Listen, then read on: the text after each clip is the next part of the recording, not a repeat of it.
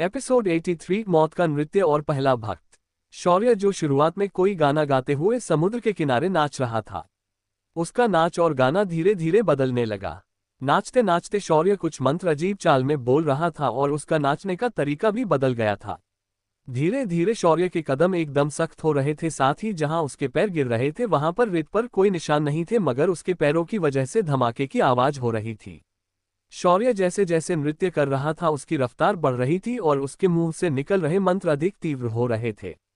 आज शौर्य भैरव आवाहन के मंत्र पढ़ रहा था। आज वह उन लोगों की हत्या करने जा रहा था जिनका काली के दानवी अंश से कुछ न कुछ संबंध था। इसीलिए शौर्य को अपने आराध्य को आवाहन करके जागृत करना था। इस तरफ शौर्य अपना होश खोकर नाच रहा था, वहीं दूसरी तरफ पूर्णिमा के अस्पष्ट उजाले में कई सारी आकृतियां उसकी तरफ बढ़ रही थी। कुछ लोग दूर पर खड़ी ऊंची बिल्डिंग से निशाना लगाकर बैठ गए। कुछ शौर्य के आसपास ही हाथ में विस्फोटक और मशीन गन लेकर उस पर निशाना साधने लगे, तो कुछ लोग अपने हाथों में खंजर तथा तलवारें लेकर उसके नजदीक आने लगे। हर किसी ने अपने आप को वातावरण के हिसाब से ढाल लिया था। सामान्य इंसानों के लिए उन्हें देख पाना नामुमकिन था, लेकिन हर किसी के चेहरे पर एक डर का भाव दिखाई दे रहा था। ये डर उनके मन में हर कदम के साथ बढ़ रहा था, मानो उनका सिक्स्थ सेंस उन्हें खतरे की आहट दे रहा हो, लेकिन उनकी बाकी सेंसेस उन्हें ना डरने के लिए कह रही थी। शौर्य का नृत्य अपनी अंतिम चरण में पहुंच गया और इसके हाथ में उसकी रक्त सम्राज्ञी चमकने लगी।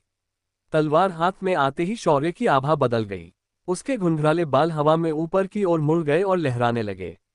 उसकी आंखें लाल हो गई थी। उसका चेहरा हल्का काला दिखाई देने लगा था। धीरे धीरे उसके बालों की लंबाई बढ़ने लगी, वैसे ही आकाश में बादल जमा होने लगे। बादल जमा होकर आपस में टकराने लगे और उससे बड़ी बड़ी बिजलियां उत्पन्न होने लगी। उसी के साथ तेज बारिश वहां होने लगी। इस वक्त शौर्य किसी गुस्सैल सांड से कम नहीं लग रहा था। किलर्स के हाथ पांव ठंडे पड़ गए थे, लेकिन फिर भी किसी भी किलर ने अपने कदम पीछे नहीं लिए। जैसे ही शौर्य के कदम रुके, एक जोरदार बिजली आसमान में चमक गई। उसी के साथ एक जोरदार चीख के साथ सभी के कान पर एक गर्जना सुनाई दी, ओम नमः पार्वती पते, हर हर हर महादेव। इस गर्जना के साथ शौर्य वहां से गायब हो गया। तभी आसमान में कई बिजलियां उसकी गर्जना का साथ देते हुए टकरा कर समुद्र में गिरने लगी, मानो वे खुद भी महादेव का आवाहन करने लगी हो। पलक झपकते ही शौर्य सबसे नजदीकी किलर्स जिन्होंने हाथ में धार धार हथियार पकड़े थे उनके सामने आ गया। ये किलर्स बहुत ज्यादा ट्रेन लोग थे। शौर्य के वहां पर पहुंचते ही वे लोग अलर्ट होकर तुरंत हमला करने आगे बढ़े, लेकिन शौर्य की रफ्तार उनके सोच से भी ज्यादा थी। शौर्य ने अपनी तलवार घुमा दी और वह पहला किलर दो टुकड़ों में बीच से कटकर जमीन पर गिर गया। उसके गिरते ही उसका खून शौर्य के शरीर पर गिर गया, मानो शौर्य का उस खून से अभिषेक हो रहा हो। शौर्य ने उसके बाद दूसरे नजदीकी किलर पर हमला कर दिया और उसे भी एक जोरदार लात से उसका सिर किसी तरबूज की तरह फोड़ दिया। अभी जो लोग मरे गए थे वे लोग दुनिया के टॉप किलर्स में चौथे और छठे स्थान पर थे। जब बाकियों ने उनकी ऐसी हालत देखी, उनके शौर्य को मारने के इरादे और हौसले कम होने लगे। शौर्य उसके बाद एक चाइनीज जैसे दिखने वाले किले के पास पहुंचा। उस किले ने अपने पैने चाकू को शौर्य पर चलाया। शौर्य ने भी उस चाकू को खुद पर आने दिया। जब वह चाकू शौर्य के शरीर से टकराया, चाकू के टकराते ही उसमें से एक चिंगारी निकली, पर शौर्य के शरीर पर एक खरोच भी नहीं आई। तभी उस किले को अपने सीने में एकदम ठंडक महसूस हुई। जब उसने नीचे देखा तो उसका दिल उसके शरीर में नहीं था और एक हल्के नीले रंग का हाथ उसके शरीर को भेद कर उसके पीठ से बाहर निकला था और उस हाथ में उसका धड़कता दिल था। उस आदमी ने शौर्य की लाल आंखों को देखा और अपनी आंखें बंद कर दी। इसके बाद शौर्य ने अपना चेहरा आसमान की ओर किया और एक जोरदार आवाज के साथ चीखा। शौर्य की चीख एक शहर की दहाड़ की तरह थी। उसकी आवाज की वजह से किलर्स के हाथ पैर ठंडे पड़ गए। अब उनकी सारी हिम्मत जवाब दे चुकी थी। तभी एक किलर बोला, ये किसे मारने के लिए हम आ गए हैं? ये इंसान थोड़ी है, ये मॉन्स्टर है। मॉन्स्टर, भागो, जल्दी से सब लोग भाग जाओ वरना ये हमें। उसकी बात पूरी होने से पहले अचानक बंद हो गई और उसका सिर हवा में उड़ गया था। शौर्य ने इस पर लगभग 100 मीटर की दूरी से हमला किया था। किसी को भी समझ नहीं आया कि ये शौर्य ने कैसे किया। तभी एक किलर ने अपने कमर में लगा ग्रेनेड लिया और शौर्य की ओर फेंक दिया। शौर्य ने उस ग्रेनेड को हवा में पकड़ लिया और हाथ में उसे दबा दिया। उसके ऐसा करते ही ग्रेनेड फट गया और शौर्य की बगल में धुआं फैल गया। जब वह धुआं हटा तो सबने शौर्य को सही सलामत देखा। इसे देखकर सभी किलर्स के सिर चकराने लगे। अब उन्होंने लड़ने की सारी उम्मीद खो दी थी और वे लोग अपनी जगह से हिल भी नहीं पा रहे थे। शौर्य ने इस मौके का फायदा उठाते हुए सारे पहले घेरे के हथियार बंद लोगों को मारने शुरू किया। हर एक की मौत बहुत भयानक थी। इस दृश्य को देखकर ये मजे हुए किलर्स खुद को चीखने से रोक नहीं पा रहे थे। दूरी पर बैठे स्नाइपर्स भी अब कांपने लगे थे। शौर्य अब धीरे धीरे बंदूकधारी लोगों की तरफ बढ़ने लगा। शौर्य का हर कदम उनकी दिल की धड़कने बढ़ा रहा था। कुछ ही कदमों में शौर्य उन लोगों के सामने खड़ा था। उनको ऐसे देखकर शौर्य बोला, क्या तुम अपने हथियार यहाँ पर शो के लिए लाए हो? जरा चलाकर तो दिखाओ यार, नहीं तो ये लड़ाई एक तरफा हो जाएगी। ये सुनकर उन लोगों ने शौर्य पर गोलियों बरसा दी, मगर उसके बाद का नजारा देखकर उनके हाथों से बंदूकें नीचे गिर गई थी। उनकी सारी चलाई गोलियां जमीन पर ढेर बनकर शौर्य के आसपास जमा हो गई थी। शौर्य ये देखकर मुस्कुराया और फिर उसने अपनी तलवार घुमाना चालू कर दिया। शौर्य के हर बार के साथ उन किलर्स के सिर धड़ से अलग होने लगे। कुछ ही देर में व्यापार सिरों का अंबार लग गया। उसके बाद अब शौर्य की नज़र दूर बैठे स्नाइपर्स पर पड़ी। इनकी संख्या लगभग 20 के आसपास थी। शौर्य अपनी जगह से हवा में उछला और अपनी तलवार पर खड़ा होकर नजदीकी बिल्डिंग पर पहुंच गया। शौर्य को अपने सामने खड़ा देखकर उस किलर ने अपने हाथ से बंदूक फेंक दी और कुछ कहने वाला था, तभी शौर्य ने उसका सिर अपने हाथों से उखाड़ दिया। उसके बाद शौर्य छलांग मारकर पास वाली बिल्डिंग के ऊपर आ गया और वहां बैठे स्नाइपर्स को भी उड़ा दिया। शौर्य इस वक्त स्पाइडरमैन की तरह एक बिल्डिंग से दूसरे बिल्डिंग पर कूद रहा था। अब तक शौर्य ने सभी किलर्स को खत्म कर दिया था। उन्हें खत्म करके शौर्य ने उनकी लाशों को एकत्रित किया और डार्क वेब पर उनकी तस्वीरें अपलोड करके उनके नाम पर रखा इनाम अपने खाते में ले लिया। इतना करते ही शौर्य का अकाउंट अपने आप डिलीट हो गया। इतने सारे लोगों को मारने के बाद शौर्य को 82 किलर्स में से 81 किलर्स के पैसे मिल गए। सिर्फ एक ने खास शर्त रखी थी और उसके इनाम की राशि सिर्फ 2 लाख थी। शर्त यह थी कि इस आदमी की बॉडी उसे उसके हाथ में दी जाए तभी इनाम मिलेगा। इस इनाम को पंजाब के एक गांव के इंसान ने रखा था। शौर्य ने भी उस किलर की बॉडी को बगल में रखा। उस किलर को डार्क वेब पर रेड कहते थे और ये लोगों को कुतक कर मारता था। उसे लोगों को धीरे धीरे टुकड़े करके और उन्हें काटने में बहुत मजा आता था। ऐसे मानसिक रूप से बीमार किलर को मारना बड़े पुण्य का काम था। शौर्य ने भी बाकी सभी लाशों को जला दिया और उस रेड की लाश लेकर वह तलवार पर खड़े होकर पंजाब पहुंच गया। वहां पहुंचते ही दिए हुए एड्रेस पर शौर्य आज गया। ये एड्रेस एक पिंड यानी गांव का था। एक पुराने मकान के बाहर एक 20-22 साल की लड़की खड़ी थी। उसके बाएं हाथ पर जलने के निशान थे और उसने अपना चेहरा ढक रखा था। शौर्य उसके पास आकर रुक गया और बोला, सिमरन संधू। ये सुनकर उस लड़की ने अपना सिर हाँ में हिलाया। शौर्य ने तुरंत अपना हाथ झटका और रेड की बॉडी उसके सामने आ गई। शौर्य ने उस बॉडी को उछालकर उसके सामने फेंक दिया। उस बॉडी को देखकर सिमरन जोर जोर से हंसने लगी। उसकी हंसी बहुत ज्यादा अजीब थी। उसके हंसी में दुख साफ साफ झलक रहा था। उसके पूरे परिवार को रेड ने मार डाला था। सिमरन को भी वह मारने वाला था, लेकिन जैसे तैसे करके उसने घर के एक कंदील को सूखी पतवार पर फेंक दिया और पूरी ताकत के साथ उस ढेर में कूद गई, जिस वजह से उसका पूरा शरीर जल गया था। सिमरन की ये दुख भरी कहानी शौर्य को सिस्टम उसके दिमाग में बता रही थी। ये सुनकर शौर्य को कुछ सूझा और उसने एक फल और एक बोतल उस लड़की को दी।